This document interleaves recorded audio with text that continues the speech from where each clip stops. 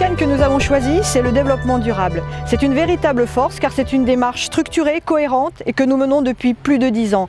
Et c'est un engagement collectif de l'ensemble d'une communauté hospitalière qui a déjà mené plus d'une centaine de projets. Cette démarche, elle repose sur les 3 piliers du développement durable. La performance environnementale, la performance sociale et la performance économique. Avec un slogan, notre ambition est possible. Allez, on vous montre. Je présente Catherine Baudouin, sage-femme coordinatrice, cadre du pôle parents-femmes-enfants de l'hôpital de Cannes Simone Veil. La maternité de cet établissement est inscrite dans une démarche de développement durable depuis près de 10 ans.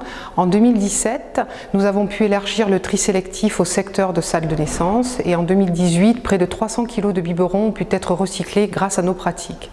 Au-delà de l'axe environnemental, nous avons aussi élargi nos actions aux autres dimensions, économiques mais aussi sociétales, avec la mise en place l'année dernière de la soirée mensuelle des papas. Désormais, le développement durable est au cœur de chaque réflexion menée au sein de nos unités d'obstétrique. Je suis Laurent Simard, cadre de santé dans le service de pédopsychiatrie au centre hospitalier de Cannes. L'hôpital de Cannes s'est engagé dans le télétravail depuis maintenant décembre 2014. Le télétravail concerne aujourd'hui 31 professionnels, représentant 652 jours de télétravail. À titre personnel, je suis télétravailleur depuis 2 années et cela me permet de gagner 1h30 de temps de trajet par semaine. Autant de fatigue en moins que je peux mettre à profit pour réaliser un travail de meilleure qualité, tout en contribuant à mon niveau à la maîtrise des émissions des gaz à effet de serre. Je me présente, Dr Olivier Capéron, responsable du service d'hygiène de l'hôpital de Cannes. Nous allons vous parler de notre démarche de développement durable au niveau du nettoyage des sols.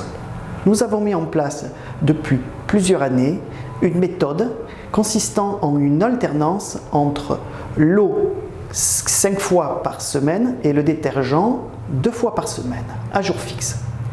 Quels sont les gains de cette alternance au détergent?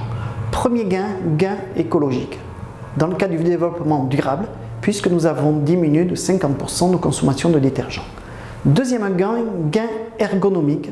Les agents souffrent moins du dos parce que les franges glissent mieux. Et enfin, gain visuel, car nous avons éliminé cette accumulation de couches de détergent qu'on appelle chimiofilm, qui constituait l'encrassement des sols.